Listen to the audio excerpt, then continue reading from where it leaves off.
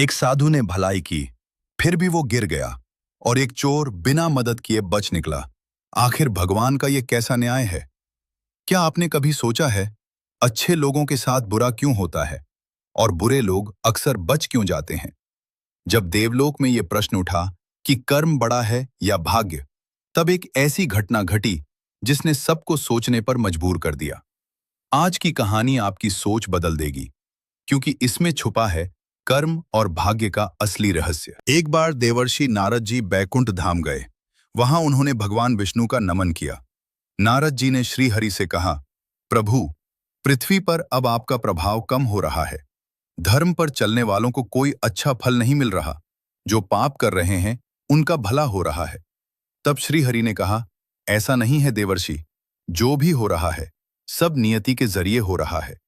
नारद जी बोले, मैं तो देख कर आ रहा हूं, पापियों को अच्छा फल मिल रहा है और भला करने वाले, धर्म के रास्ते पर चलने वाले लोगों को बुरा फल मिल रहा है।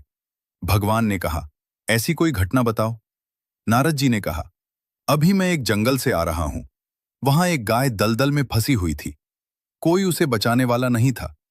तभी एक चोर उधर से गुजरा। गाय को फंसा हुआ देखकर भी नहीं रुका। वो उस पर पैर रखकर दलदल लांघकर निकल गया। आगे जाकर चोर को सोने की मोहरों से भरी एक थैली मिली।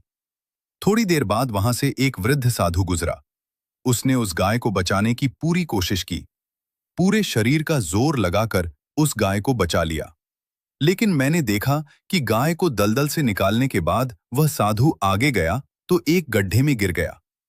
प्रभु, बताइए ये कौन सा न्याय है? नारद जी की बात सुन लेने के बाद प्रभु बोले, ये सही ही हुआ। जो चोर गाय पर पैर रखकर भाग गया था, उसकी किस्मत में तो एक खजाना था, लेकिन उसके इस पाप के कारण उसे केवल कुछ मोहरें ही मिली। वहीं उस साधु को गड्ढे में इसलिए गिरना पड़ा क्योंकि उसके भाग्य में मृत्यु लिखी थी। लेकिन गाय को बचाने के कारण उसके पुण्य बढ़ गए और उसकी मृत्यु एक छोटी सी चोट में बदल गई।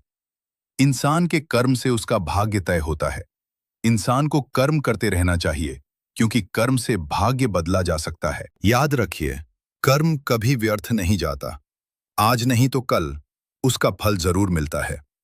भगवान न्याय जरूर करते हैं, बस उनका समय अलग होता है।